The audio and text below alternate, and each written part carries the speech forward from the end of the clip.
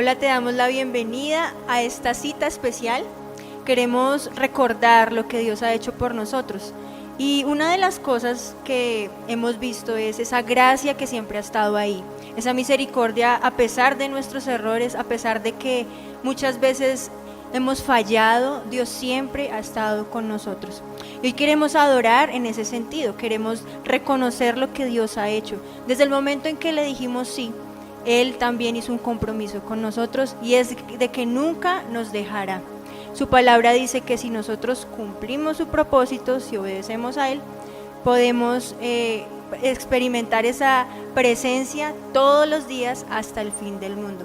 Yo te invito en este momento en que tú dispongas tu corazón, que dejes a un lado las cosas que estás haciendo. De pronto te estás alistando para algún tipo de reunión o estás con muchas cosas porque en esta cuarentena pareciera que de pronto no estamos descansando, sino al contrario, nuestras tareas se aumentaron.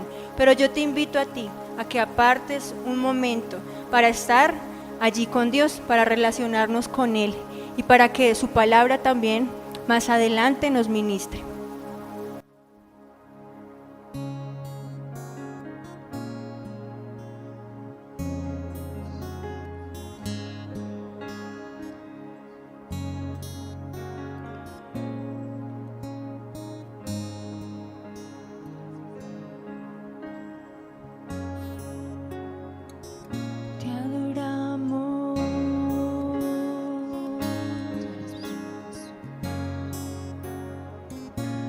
Este lugar, bajo la cruz del Salvador, mi afrenta no se puede esconder. Brilló al fin la redención, su perfección mi cruz llevó. Gracia tan gloriosa,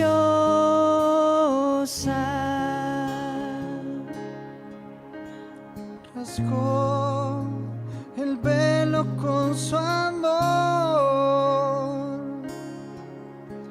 corona de dolor llevó, la ley se dio a la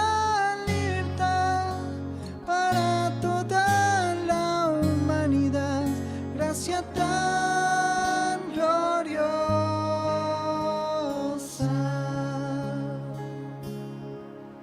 Brilló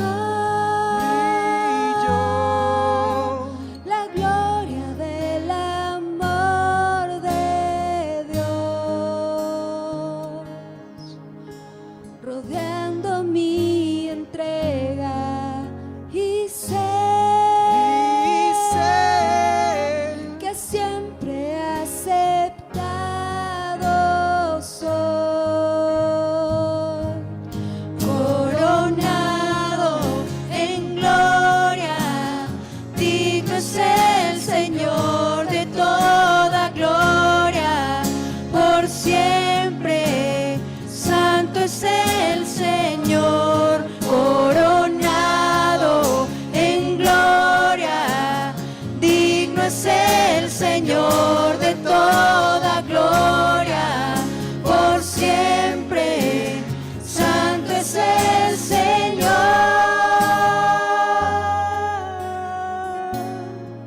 Santo eres tú, Señor.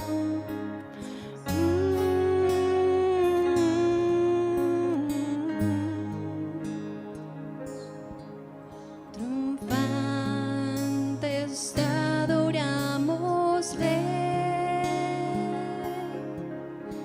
cantando al justo Dios de amor, y todo ojo lo verá, no merecíamos su amor, gracia tan gloriosa.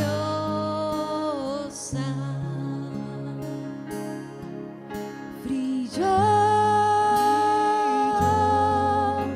la gloria del amor de Dios,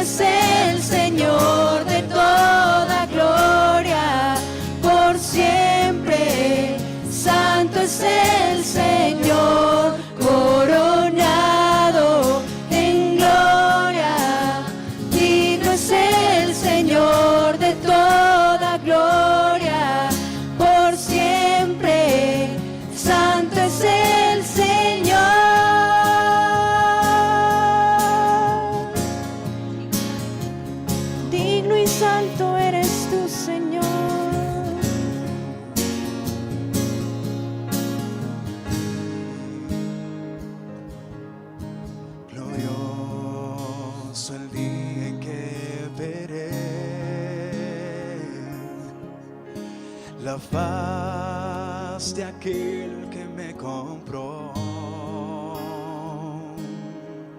Caeré postrado ante sus pies y eternamente reinaré. Gracia tan gloriosa,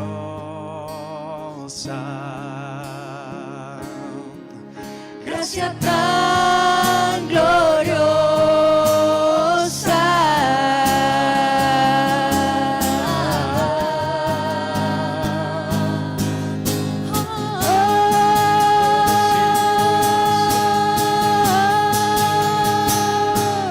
Coronado en gloria, digno es el Señor de toda gloria, por siempre. Santo es el Señor, coronado en gloria, digno es el Señor de toda gloria, por siempre. Santo es el Señor, coronado en gloria, digno es el Señor de toda gloria, por siempre. Santo es el Señor.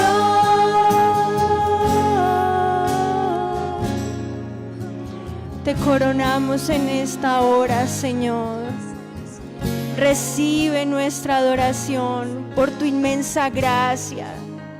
Qué sublime gracia, Señor, la que hemos recibido desde el momento en que pudimos decirle sí a tu llamado, en el momento en que dijimos te queremos seguir, Señor.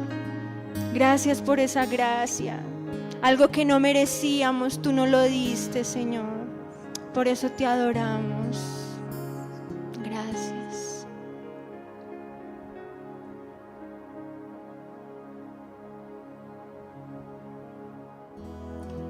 Las necesidades humanas nos hablan de lo vulnerable que somos, de lo sensibles que podemos llegar a ser. Y justamente en este día queremos cantar al Señor nuestra necesidad por Él.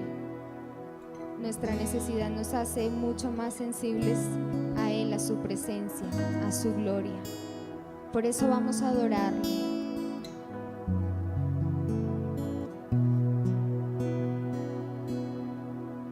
Como el siervo busca por las aguas, así clama mi alma por ti, Señor. Día y noche yo tengo sed de ti, solo a ti buscaré. Lléname, lléname, Señor, dame más, más de tu amor.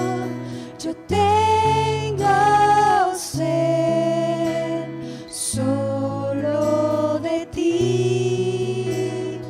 Llévame, Señor.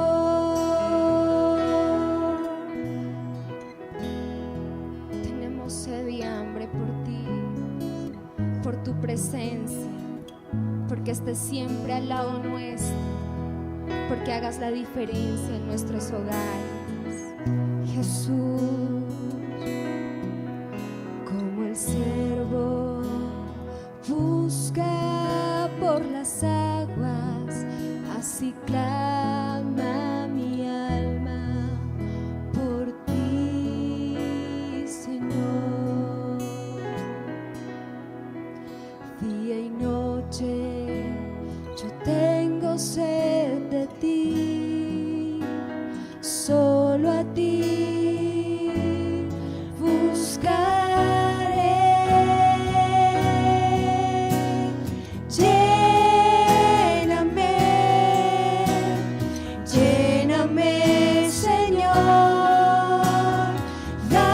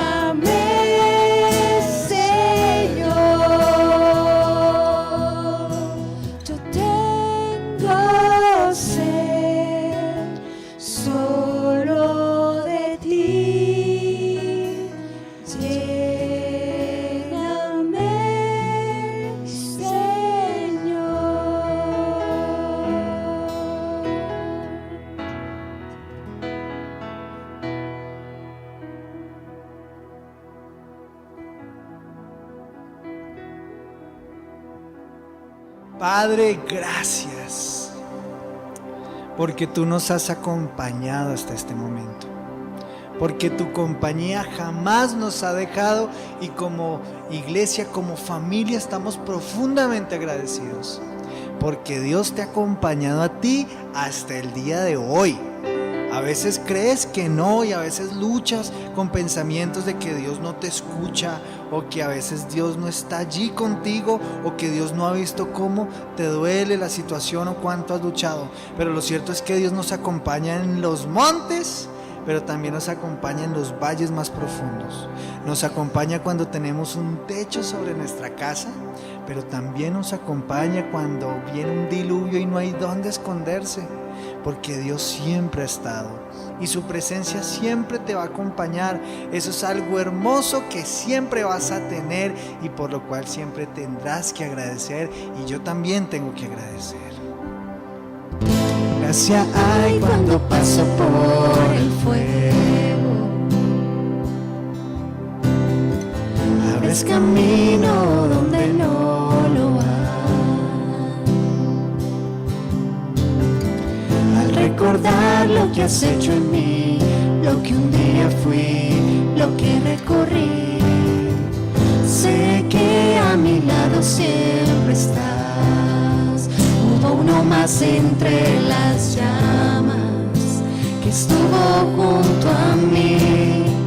Hubo uno más sobre las aguas que pudo el mar abrir.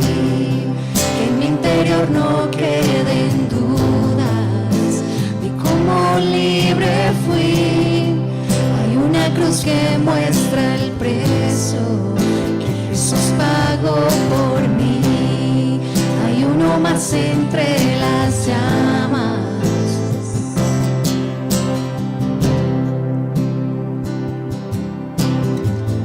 En las aguas fundiste mi pasado.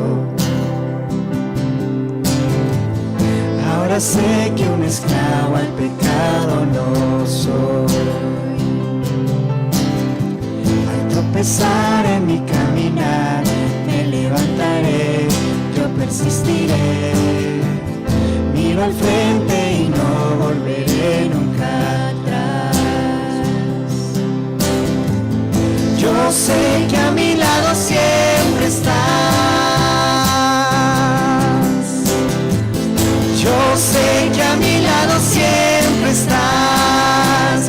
Hay uno más entre las llamas que está hoy junto a mí. Hay uno más sobre las aguas que puede el mar abrir.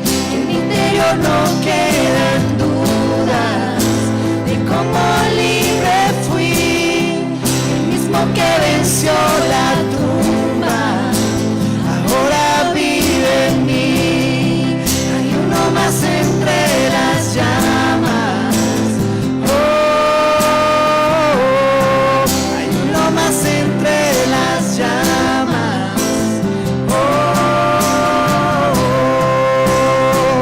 Tu luz vencerá las tinieblas, a tus pies se rendirán. Rugirá tu voz desde el cielo y los muros caerán. Traes libertad, las cadenas ante ti se romperán. Nada nos separa, nada nos separa. Nada nos separa, nada nos separa de tu amor, Señor. Hoy te damos gracias. Gracias porque tú hundiste en las aguas nuestro pecado, nuestro pasado fue hundido en el mar. Gracias porque aunque estemos pasando por el fuego, pasando por la prueba, allí estás con nosotros. Hay uno más entre ese horno de fuego, hay uno más pasando por esas aguas, y es Jesucristo. No hay nadie como Él, no hay nadie que se compare con Él. Y Él que es soberano, Él que es todopoderoso, omnipotente, está contigo en medio de la prueba.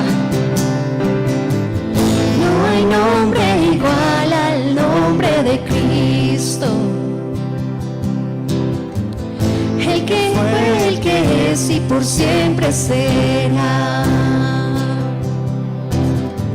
Aunque no sepa lo que vendrá, sé que tu verdad nunca fallará. Yo sé que a mi lado siempre estás. Yo sé que a mi lado siempre estás. Habrá uno más entre las llamas que va a estar junto a mí. Habrá uno más sobre las aguas que puede el mar abrir. Que en mi interior no queden dudas de tu fidelidad. Me alegraré, Señor, porque conmigo ahí estarás. Me alegraré en las batallas, porque conmigo ahí estarás. Así es. Me alegraré en las batallas, porque conmigo ahí estarás. Amén. Gracias, Señor. Amén. Qué buen tiempo el que acabamos de tener con nuestro Dios. Siempre es bueno recordar que Él siempre estuvo, está y estará con nosotros. A veces pensamos que estamos solos, pero hoy podemos recordar una vez más que Él no nos abandona y que su bondad, su fidelidad siempre estará con nosotros. Yo te invito en este momento a que tú prepares tu Biblia, a que dispongas tu corazón y a que puedas tener tu mente, tu visión enfocada en todo lo que Dios quiere hablarte a través de la palabra de Dios. Ve por tu Biblia, prepárate, porque lo que viene es muy bueno.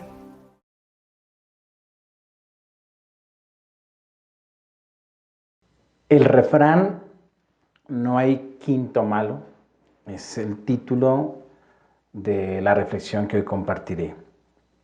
Y este refrán hace referencia al hecho de que lo mejor de una situación puede ocurrir al final. También tiene que ver con alguien que, después de haber experimentado muchas situaciones negativas, es una manera de decirle: esta que viene no va a ser tan negativa o va a ser positiva. Sin embargo, eso no es aplicable siempre. O si no, pregúntenle a la mujer samaritana. Para ella su quinto no fue bueno. Pero respecto a los sellos del que abre el Cordero en Apocalipsis, creo que el quinto nos deja algo que, en mi opinión, mientras veía, oraba la palabra, dejó un mensaje muy positivo en mi vida. Recuerdo que los primeros 4 sellos del rollo que se revela básicamente es el desarrollo de la historia, lo que el Cordero le está permitiendo ver al apóstol Juan. Y los primeros 4 sellos tienen que ver con sucesos en la tierra, y cada uno de esos sucesos es un juicio de cosas terribles. Pero el quinto sello tiene que ver con algo que ocurre en el cielo, y de alguna manera nos permite también entender algo bueno que ha ocurrido en medio de los juicios que anuncian los 4 jinetes del Apocalipsis. Si algo ha quedado en mi corazón en el quinto sello que vamos a ver a continuación, es que nosotros debemos ser una iglesia saludable. Algo muy bueno de la gran tribulación es que no permitirá cristianos falsos. Y nosotros hoy debemos buscar ese tipo de cristianismo sin necesidad de persecución.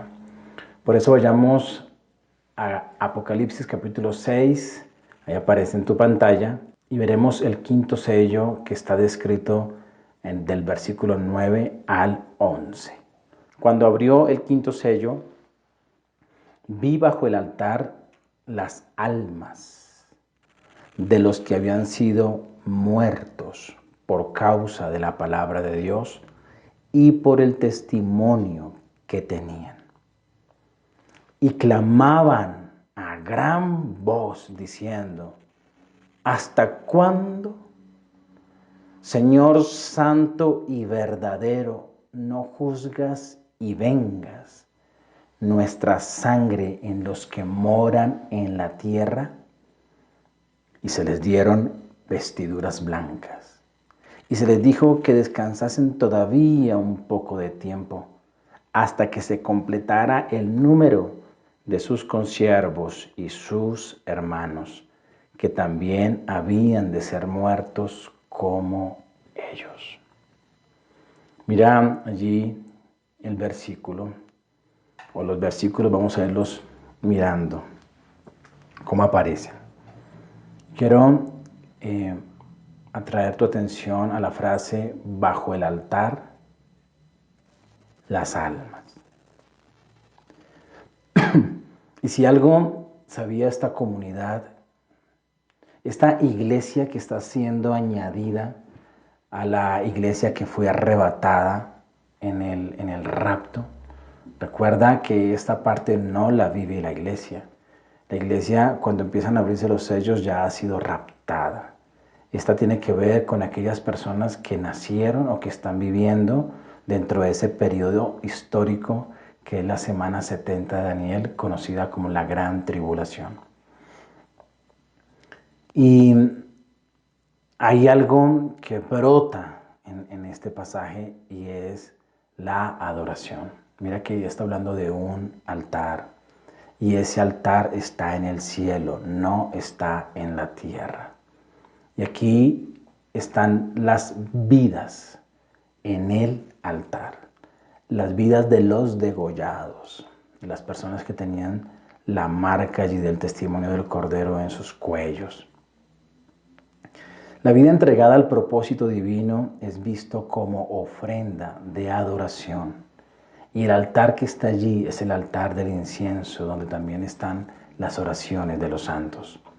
No es el altar del sacrificio. ¿Por qué? Porque en el altar del sacrificio ya está la sangre del Cordero.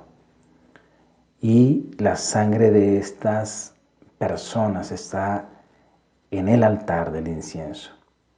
El que está abriendo los sellos es el Cordero de Dios, que también está con sus marcas allí. Y la sangre del Cordero de Dios suplió la sangre necesaria del altar del sacrificio.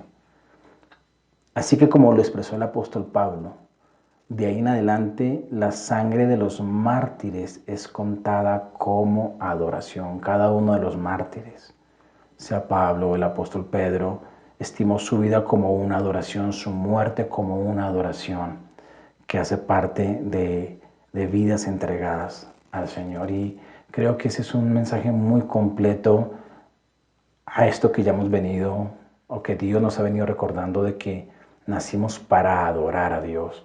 Estas personas que vienen o que dieron su vida en la Gran Tribulación entendieron el significado más alto de la adoración, y es toda una vida rendida en incienso hacia Dios, en adoración hacia Dios, en sacrificio vivo hacia Dios. Romanos nos dice que nuestro culto debe ser colocar nuestros miembros como un sacrificio vivo hacia el Señor. Y aquí están estas vidas que están entregando, sufriendo el martirio en la época del apóstol Juan, pero que sufrirán el martirio en el último periodo histórico. ¿A qué me refiero? El apóstol Juan está viendo esto, y los primeros que leyeron Apocalipsis fue una comunidad perseguida. Y esa comunidad perseguida y el apóstol Juan, así como todos los mártires de ahí en adelante y como las personas que sufrieron el martirio en la Gran Tribulación, se van a dar cuenta que vale la pena vivir y morir para el Señor, y que no hay un significado más alto para nuestras vidas, que es que ellas mismas sean una ofrenda en el altar de Dios. Así que esta comunidad nos recuerda el propósito de adorar a Dios. Luego dice el texto allí que fueron muertos por una causa.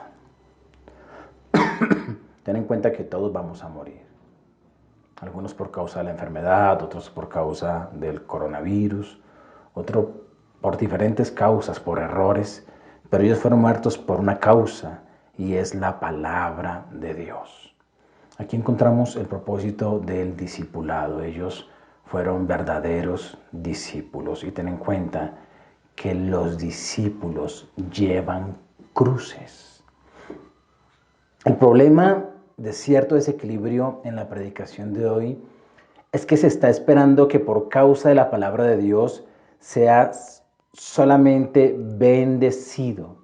Eso es contrario a la naturaleza del llamado a ser como Jesús, porque el discipulado es el llamado que Dios nos hace para ser como su amado Hijo. También es contrario a la naturaleza del mundo que nosotros enfrentamos. Por eso unos creyentes que están esperando que por causa de la palabra solamente venga bendición, son creyentes que no tienen claridad del discipulado y de la oposición que enfrentamos. El Señor habló de esa oposición y de estar dispuestos a morir aún por esa oposición, no porque sea su propósito, sino porque el mundo en el que tú y yo vivimos es totalmente contrario al reino de Dios. Y todo aquel que quiere ser como es Jesús, que entiende que el discipulado es ser formado a la imagen de Dios, a la imagen de Jesús, en todo sentido, va a encontrar oposición en medio de un mundo que es contrario al reino de Dios. Por eso es un desequilibrio cuando en la predicación de la palabra tú solamente esperas que por causa de la palabra venga bendición. La oposición en medio de este sistema es algo seguro para todo el que quiere ser discípulo de Cristo. Y el que es discípulo de Cristo soportará esa oposición. Cualquier persona que por la oposición dice, yo ya no, no entiendo qué me está pasando. Y debido a eso, su amor se enfría o se separa, es alguien que no es discípulo del Señor. El discípulo del Señor se mantendrá firme frente a la oposición. Jesús lo dijo de esta manera, el que no toma su cruz no puede ser mi discípulo. Y habló de tomar la cruz cada día. Y la cruz, para quienes escucharon inicialmente el mensaje de Jesús, sabían que la cruz no significaba otra cosa que no fuera muerte. Por eso, cuando hablamos de que estas personas que vienen de la gran tribulación fueron muertas por causa de la palabra, estamos hablando del discipulado en su sentido más alto. No eran discípulos por haber cursado un curso llamado discipulado, sino fueron discípulos en el sentido de que dejaron formar su vida y oponerse de tal manera al sistema que el sistema los ejecutó, el sistema los degolló, porque su vida era totalmente antagónica al sistema, era totalmente contraria, no era compatible con el sistema del mundo. Y ahí está el discipulado. Tú fuiste a ser llamado discípulo. Y el discípulo no se complace con el mundo, no tiene coinonía con el mundo, no va a la par con el mundo. El discípulo va a vivir aflicción en medio del sistema y es necesario. También dice que fueron muertos por causa del testimonio que tenían. Y aquí pasamos a la misión. Y quiero recordarte que la misión que Dios da es una causa por la cual vivir y una causa por la cual morir. Dice que fueron muertos por la palabra de Dios, porque eran discípulos. Pero también fueron muertos porque ellos no callaron el testimonio que tenían. Ellos, en medio de una dificultad tan grande como la gran tribulación, prefirieron morir a enmudecer. Entendieron que ser testigos tiene que ver con hablar de Jesús. Comprendieron que la causa por la cual estaban vivos en ese momento histórico tenía que ver con el testimonio que tenían que dar. Así que el discipulado nos habla de carácter santo, de carácter íntegro, de carácter inquebrantable ante toda la presión que haga el mundo en cualquier aspecto. Pero la misión tiene que ver con lo que tú dices. Se ha hecho una división, un divorcio que no es bueno, y es que se ha creído que ser cristianos es ser juiciosos. Y Dios no nos llamó a ser juiciosos, nos llamó a ser íntegros y peligrosos. Alguien que cumple la misión es alguien que sabe que el poder del testigo está en su boca, que el poder del testigo está en su palabra, que hay un testimonio que tenemos que dar, y ese testimonio es que hay un Señor y un Salvador al que debemos entregar la vida, y que hay un mensaje de la cruz que debe ser comunicado. Ese es un testigo. No hay nada más importante en esta tierra que es el que abras la boca, aún en medio de un ambiente de dificultad.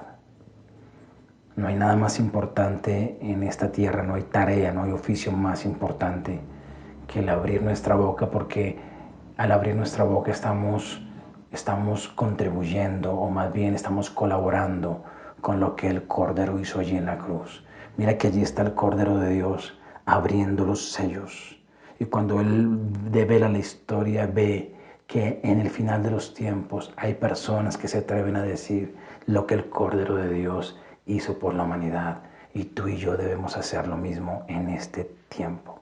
Ten en cuenta que el apóstol Juan está viendo el término almas allí, o las almas, pero el texto griego sería mejor traducido al español si se escribiera las vidas o las personas de aquellos que habían muerto. Y ahí hay un contraste bien interesante, porque está diciendo que está viendo las vidas de los que murieron. Y acuérdense que eso es un asunto importante en la palabra de Dios. El apóstol Juan vio a los mártires, y mártir es aquel que ha dado su vida por una causa, pero mártir es aquel que ha dado su vida por un testimonio. O sea, no se completa el término mártir si la persona no ha hablado. Es mártir porque está defendiendo y está pronunciando una causa. Es lo que lo hace mártir, y por el testimonio que está dando es que sufre la muerte.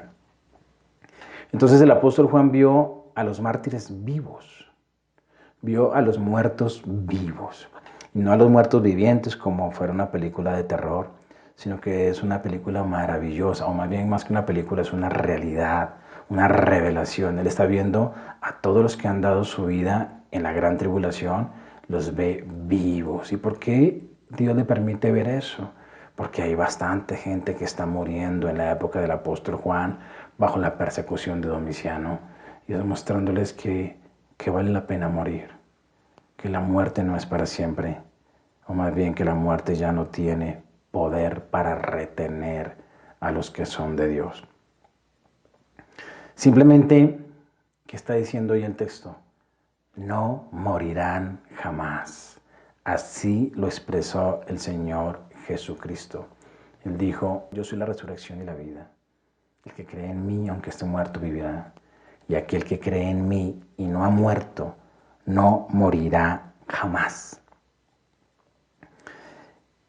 También lo dijo en otra parte, dijo: el que pierde su vida realmente la hallará, pero el que busca salvar su vida según el sistema del mundo, la perderá. Pero quiero que te quedes con esto: el que pierde su vida, ese la encontrará.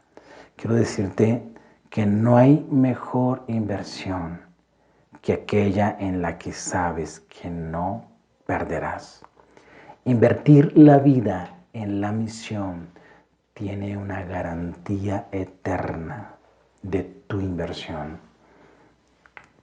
A ti que te gustan los negocios y que te gustan de inversiones, y que se habla de la inversión en la bolsa, que se habla acerca de la inversión en finca raíz, que se habla acerca de la inversión en multiniveles y en tantos negocios que aparecen por allí.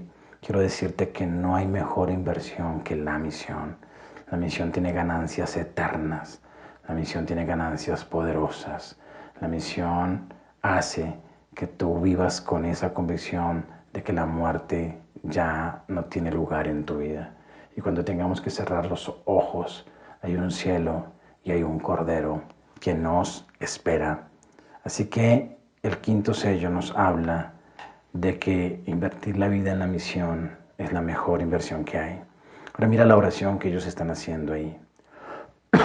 Es una oración donde piden justicia y donde piden venganza. Su oración muestra su fe. En su fe, o más bien en su oración, aunque están sufriendo, aunque están siendo acribillados, ellos no dudan de la santidad, ni de la veracidad, ni de la justicia de Dios. Eso muestra el tipo de discípulos que son. Ellos tienen inquietud. Es en el tiempo en que esto ocurrirá.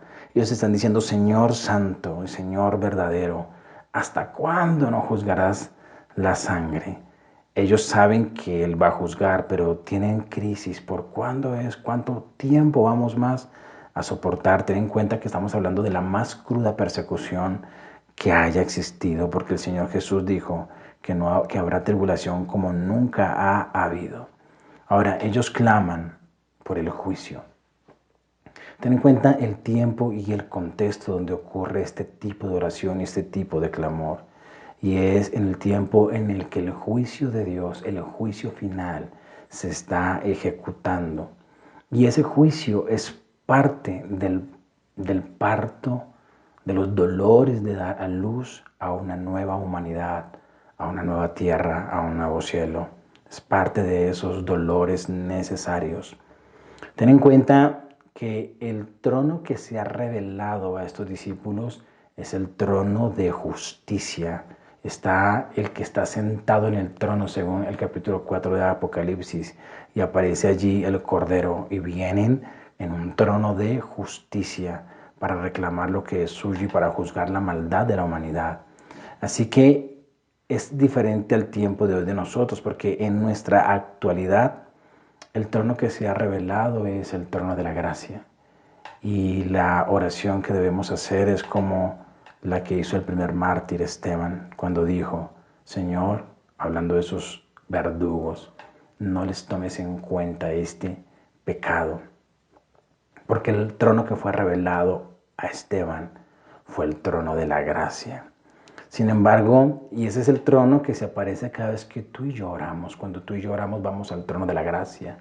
Y en el de la gracia Dios nos insta a pedir misericordia y oportuno socorro, no solo por nuestras vidas, sino por la de otros. Pero en ese entonces es el trono del juicio el que está. Y el juicio debe seguirse dando en la tribulación, porque el plan de Dios está llegando a su fin y no deben haber oraciones que pidan algo diferente a que el juicio se detenga. Por eso la oración de ellos está colaborando al propósito eterno de Dios, porque Dios viene a traer justicia. Lo maravilloso es que en medio de esos juicios hay salvación y en medio de esos juicios hay gente que se está salvando y los que se están salvando son esos que están allí, que están siendo testigos, están siendo salvos para ser testigos. Pero en ese momento la oración es porque el juicio continúe. Y el juicio debe continuar porque es el cierre de la historia de la humanidad, el juicio a la maldad.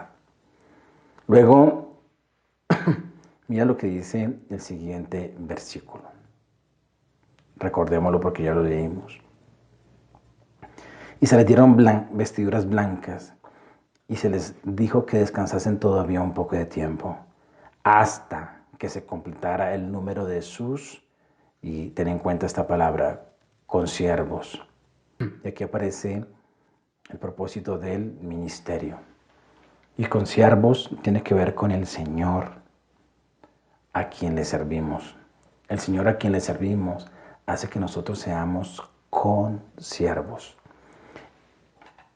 Y habla del servicio inevitablemente. El servicio lo hacemos a los hombres como para el Señor. Por eso somos siervos del Señor, sirviéndole a los hombres. Y la palabra es Consiervos son personas que sirven juntos, uno al lado del otro. Ese ministerio, ese servicio es la forma en que nuestro Señor sigue sirviendo de forma práctica a la humanidad. En medio de la tribulación, el Señor sigue sirviendo a través de aquellos que le siguen, de aquellos que son sus discípulos.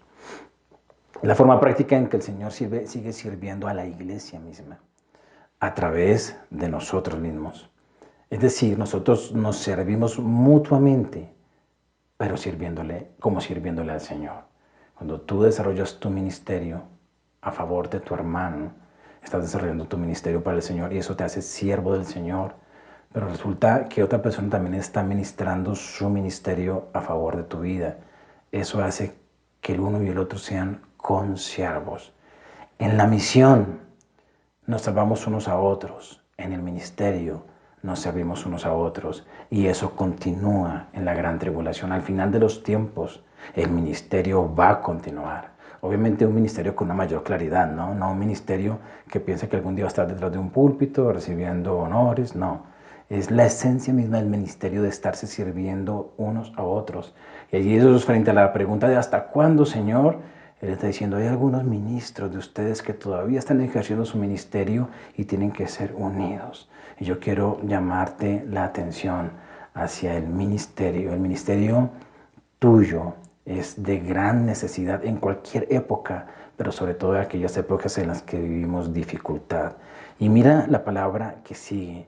Allí pasamos al propósito que nos hace falta y es el de comunión, porque dice que son consiervos y son hermanos. Y es la sangre de Jesús que nos hace hermanos. Huele el texto, saborea el texto. Y encontrarás allí el aroma fragante y el dulce sabor del servicio y de la comunión. Allí está, subiendo al cielo en medio de las personas que fueron consiervos y fueron hermanos en la gran tribulación. Es el servicio y la comunión en la más ardua dificultad que haya experimentado la humanidad y que haya experimentado la iglesia. Es el Señor diciendo, la comunión y el ministerio son súper importantes. Puede pasar cualquier cosa, puede ocurrir en medio de cualquier dificultad, pero la comunión y el ministerio no pueden detenerse. En la persecución mundial, el ministerio y la comunión seguirán presentes. Ahora, en esta pandemia, se ha perdido un poco de vista el propósito. Tal vez porque hemos ignorado un poco la magnitud de lo que son los propósitos que hacen que seamos una iglesia saludable. Los propósitos deben continuar aún en los contextos más difíciles. Esa es la evidencia de una iglesia saludable. Tú puedes ser un cristiano saludable. No hay nada más bello que tener la salud que nos da el entendimiento y la práctica de lo que es el reino de Dios. El apóstol Juan le comunicó a su generación que nada por lo que estaban muriendo era en vano. Y el Espíritu de Dios nos dice a nosotros que hagamos que nuestra vida no sea en vano en la tierra. La comunidad que recibió el Apocalipsis estaban dándolo todo por el reino. Y eso los llevó a la muerte, a sufrir, al martirio. Y viene esta revelación para decirles la adoración, el discipulado, la misión, el ministerio y la comunión es la mayor inversión de la vida. Merece la pena vivir vidas así saludables con propósito. Pero Apocalipsis nos dice hoy, en medio de la pandemia, no hay nada más importante que tú puedas vivir en la crisis y es continuar con la adoración, con la comunión, con el ministerio, con la misión, con el discipulado. Así que yo quiero invitarte a que nos miremos y deseemos ser una iglesia saludable, un cristiano saludable. Y permíteme ser un poco más atrevido. Si tú sabes que en alguno de los propósitos estás bajito, eso quiere decir que no eres un cristiano saludable. Pero yo quiero decirte que lo que nos dice Apocalipsis es que podemos ser cristianos saludables. Yo debo fortalecer áreas del propósito de Dios en mi vida Y la iglesia debe fortalecer el entendimiento de lo que es ser una iglesia saludable. Y quiero motivarte a que oremos para decirle al Señor: Señor, sin tribulación, sin persecución, yo quiero ser una iglesia saludable, un cristiano saludable, un cristiano verdadero. Oremos al Señor. Amado Dios, la salud del reino es vital. Amado Señor, la iglesia tiene un diseño, Señor, y es que nacimos para adorarte. Nacimos, amado Dios, para ser discípulos. Nacimos, amado Señor Jesús, para cumplir una misión, bendito Rey de Gloria, para cumplir un ministerio y para tener una comunión íntima y profunda, bendito Señor. Gracias por mostrarnos esa visión de la iglesia en la última temporada. Una iglesia que nos muestra lo que es ser saludables, Dios. Saludables, Señor. Amado Dios, este tiempo de pandemia es solamente un pequeño muestreo, Señor, de lo que va a ocurrir en la tribulación, Señor. Padre de la gloria, y en la tribulación nada detuvo a la iglesia de vivir los 5 propósitos. Yo te ruego y oro, Padre, para que en medio de este tiempo cada persona pueda cumplir ese propósito, Señor. Podamos enfocarnos en los ministerios, bendito Señor. Te ruego, poderoso Dios, que podamos vivir vidas de adoración, vidas de rectitud, Señor. Vidas íntegras, que sean ofrenda para ti, Señor. Te ruego, Dios, que en medio de este tiempo podamos, bendito Rey de Gloria, crecer como discípulos a la imagen del Señor, ser moldeados por la palabra, no por la corriente del mundo, Señor. Te ruego que en este tiempo podamos, amado Dios, cumplir la misión como sea, con el vecino, con el del trabajo, por el internet, como sea, pero la misión debe continuar. Te ruego, poderoso Dios, que cada persona entienda cuál es el ministerio y cómo debe ser activo en su ministerio, que el ministerio no está limitado a un edificio. Te ruego, Dios, que des revelación a cada uno de lo que debe hacer. Y te ruego, Dios, que la comunión sea guardada, sea protegida, Dios, que podamos vivir en una comunión profunda e íntima. Allí donde estás, mientras ministras tus ofrendas al Señor, ora por estos propósitos con tu familia. En el nombre de Jesús. Amén.